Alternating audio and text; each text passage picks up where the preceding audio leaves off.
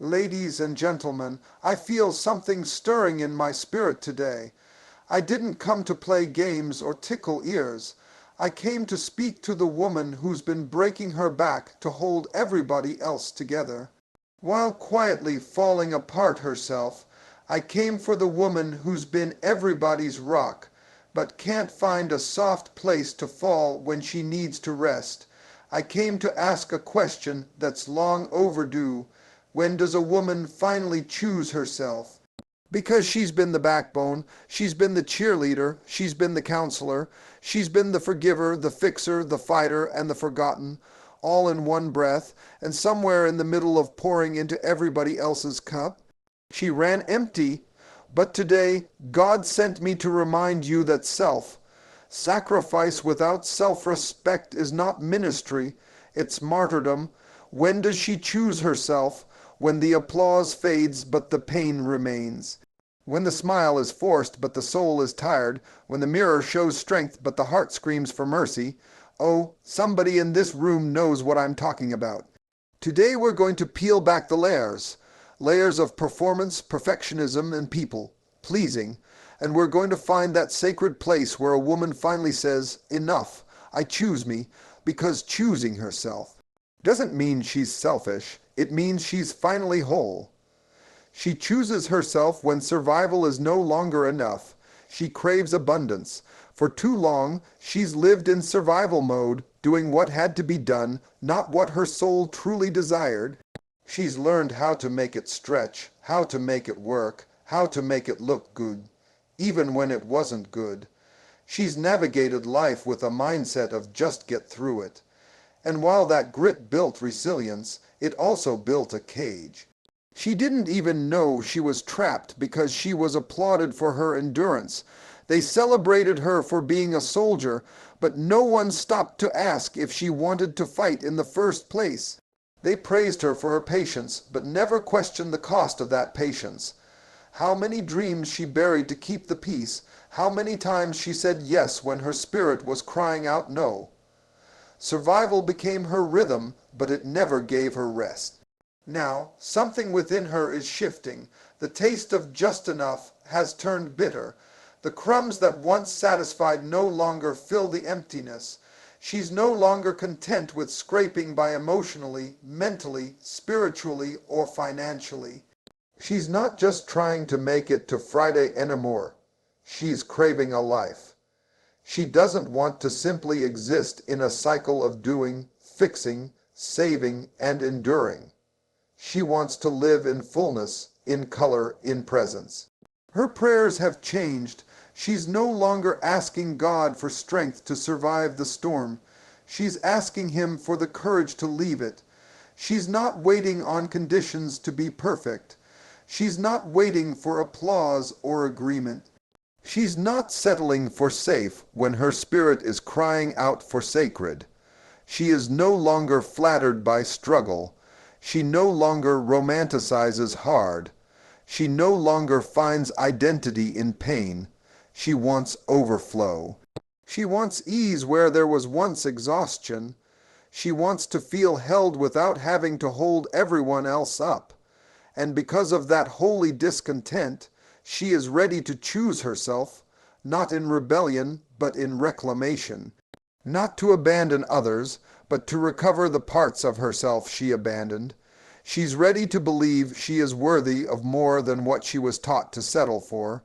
She's ready to breathe, to expand, to rise, because surviving may have been necessary once, but now it is no longer enough. She chooses herself when silence starts suffocating her truth. For years, she's mastered the art of biting her tongue, of swallowing words that burned in her chest, of smiling through situations that crushed her spirit. She's been conditioned to keep the peace, to stay polite, to be the agreeable one, even when it meant silencing her own voice. She's learned how to nod while being dismissed, how to stay quiet while being disrespected, how to shrink so others could feel comfortable in their chaos. Her silence became her shield, protecting her from judgment, from conflict, from rejection. But it also became her prison. Every time she held her tongue to protect someone else's feelings, a piece of her own truth died a little. She became fluent in the language of suppression, but that language cost her her authenticity. There comes a moment when the weight of unspoken truth becomes heavier than the fear of speaking it. She starts to feel like she's choking on her own thoughts, like her inner world is screaming while her outer world remains silent. That's when something in her shifts. She realizes that silence is no longer noble. It's become toxic. It's not preserving peace, it's preventing growth. And the more she silences herself, the more disconnected she becomes from who she truly is. She starts to see how much she's lost, not just opportunities or relationships, but herself. Her identity has been buried under years of pretending, pleasing, and performing. And now her truth is no longer content to stay quiet. It's rising. It's pressing against her chest. It's leaking through her tears. It's showing up in her exhaustion. She begins to understand that speaking her truth is not about confrontation. It's about liberation. It's not about hurting others. It's about healing herself. She no longer wants to be agreeable at the cost of being authentic. She no longer wants to play small so others won't feel insecure. Her voice matters, not just when it echoes someone else's opinion, but when it speaks the raw, unfiltered truth of her soul.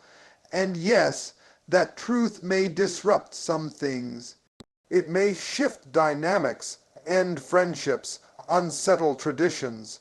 But she knows now that a truth that costs her peace is a truth too expensive to keep hidden. So she begins to open her mouth.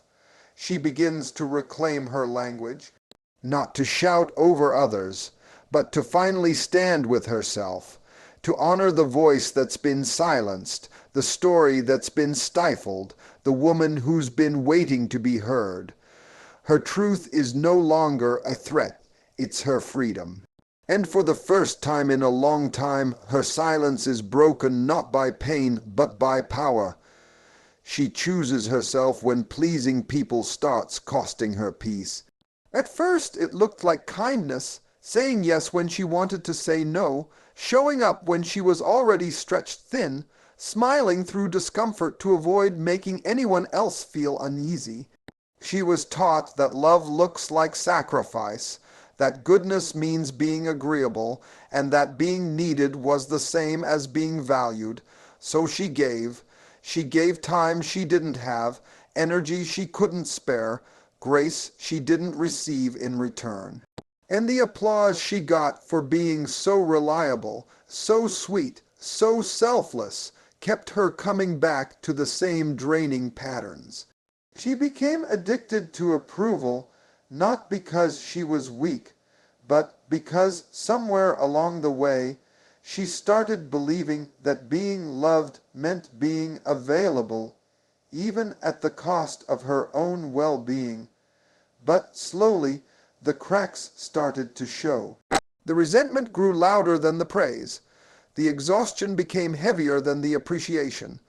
She started noticing how peace became the price she paid for every yes that should have been a no.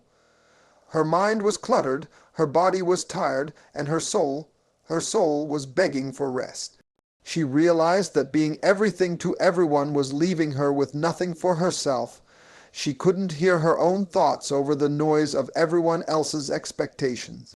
And while she looked composed on the outside, inside she was unraveling, tangled in obligations that didn't reflect her heart anymore. There comes a breaking point where she realizes that pleasing is not compassion, it's captivity. It's not love, it's fear wrapped in politeness, fear of rejection, fear of disappointing others, fear of no longer being deemed good. If she dares to set a boundary, but the price is too high now, her mental health is fragile. Her joy feels distant, her peace, the very thing that sustains her, is being stolen one favor, one apology, one guilt, trodden yes at a time, and suddenly she starts asking questions she never dared to ask before. What if I say no? What if I don't explain? What if I disappoint them and still love myself anyway? She realizes that her peace is not negotiable. It's not a luxury. It's a necessity. And if keeping others happy means losing herself, then it's no longer worth it. So she begins to step back, not because she's angry, but because she's finally awake. She pulls her energy out of the spaces that only value her performance, not her presence. She stops apologizing for not living up to impossible standards. And in doing so, she reclaims a sense of calm that isn't tied to someone else's comfort. This isn't about becoming cold, it's about becoming clear. She still has love to give, but not at the expense of her inner stillness. She still serves, but not as a slave to someone else's expectations. Choosing herself means honoring her peace, protecting it, and refusing to sacrifice it on the altar of approval ever again. She chooses herself when she realizes sacrifice without boundaries becomes self-betrayal. For a long time, she believed that love meant giving until it hurt, and then giving some more. She thought her worth was measured in how much she could endure, how much she could tolerate, how much she could give away without ever asking for anything in return. They called her strong, called her noble, called her the glue, but no one ever asked how much it cost her to keep everything together. She carried burdens that were never hers to begin with. She stepped in to fix what others broke, to heal what others wounded, to hold what others dropped. And because she was always willing to sacrifice, people stopped asking if she was okay. They assumed she would always show up, always smile, always stay. But deep inside, something started to crack. The more she gave, the more invisible she became. Her needs faded into the background. Her voice softened until it disappeared. She didn't set boundaries, not because she didn't want to, but because she didn't believe she had the right. She confused boundaries with rejection and silence with love. She kept overextending herself, not out of joy, but out of fear. Fear that if she stopped sacrificing, she would stop being needed, and if she stopped being needed, she would stop being loved. But over time, she began to notice something dangerous. She was betraying herself. Every time she said yes when her soul whispered no, she abandoned her truth. Every time she put others first without question, she put herself last without thought, and that's not love, that's loss. The slow, quiet kind that creeps into your identity and erodes your sense of self. Then comes a moment, painful but powerful, when she sees it for what it is. Her sacrifices have become chains. Her generosity, though beautiful, has been taken for granted. And if she doesn't set a line, she'll lose herself completely. She realizes that love is not proved by how much she suffers, that real connection doesn't require her to be drained. She understands that boundaries are not walls to keep people out, but gates to protect what's sacred within. She learns that saying no doesn't make her cruel, it makes her conscious. It means she is awake to her value, awake to her emotional bandwidth, awake to the reality that she cannot pour from an empty cup. So she begins the sacred work of drawing lines, not to cut people off, but to call herself back. She no longer sees boundaries as selfish, but as spiritual, as holy, as necessary. She stops apologizing for needing space. She stops explaining why she can't always be everything for everyone. She begins choosing herself, not as a last resort, but as a first response, because sacrifice without boundaries is not strength, it's surrendering who you are. And she is done betraying herself to prove her love. Now she chooses to love herself too. She chooses herself when she stops asking for permission to be powerful For too long, she's been waiting, waiting for validation, waiting for someone to recognize her gifts, waiting for a green light that never came. She dimmed her brilliance so others wouldn't feel threatened, softened her opinions so she wouldn't be labeled too much, and held back her greatness so she wouldn't disrupt the room. She was told to be humble, but what they really meant was be small. She was praised when she played the background, applauded when she supported someone else's vision, yet overlooked when she dared to dream aloud. Her power made people uncomfortable, so she learned how to package it in politeness, how to bury it under fake modesty, how to mask it with meekness. But that power never left, it just waited for her to remember it was hers all along. And then something clicks. She grows tired of shrinking, tired of pretending she doesn't know who she is, tired of seeking approval from people who benefit from her doubt. She realizes that no one is going to hand her the keys to her destiny. She has to take them. That moment of awakening is not loud. It's internal, quiet, sacred, but it shifts everything. She sees that she was never too much. She was just in spaces that asked her to be less. And she finally understands that her voice is not a threat, it's a tool. Her vision is not arrogance, it's assignment. Her fire is not a flaw, it's fuel. She stops asking, is it okay if I go first? Or do you think I'm ready? And starts saying, watch me step into what I already carry. She no longer needs applause to feel worthy, and she's no longer afraid to walk alone. Power no longer feels like pressure, it feels like peace. Because now, her power is no longer about proving herself to anyone. It's about honoring the call inside her. She begins to take up space, not with force, but with fullness. She leads without guilt. She shines without shame. She walks into rooms knowing she belongs there not because someone let her in, but because she built the door. And if no door exists, she creates one. She doesn't diminish her fire to make others feel warm. She burns anyway, knowing the right people will be drawn to the light, not afraid of it. She stops waiting for permission to speak, to lead, to become. She no longer needs someone to sign her confidence. That chapter is closed. She gives herself the freedom to be everything she already is, unapologetic, unshaken, unstoppable.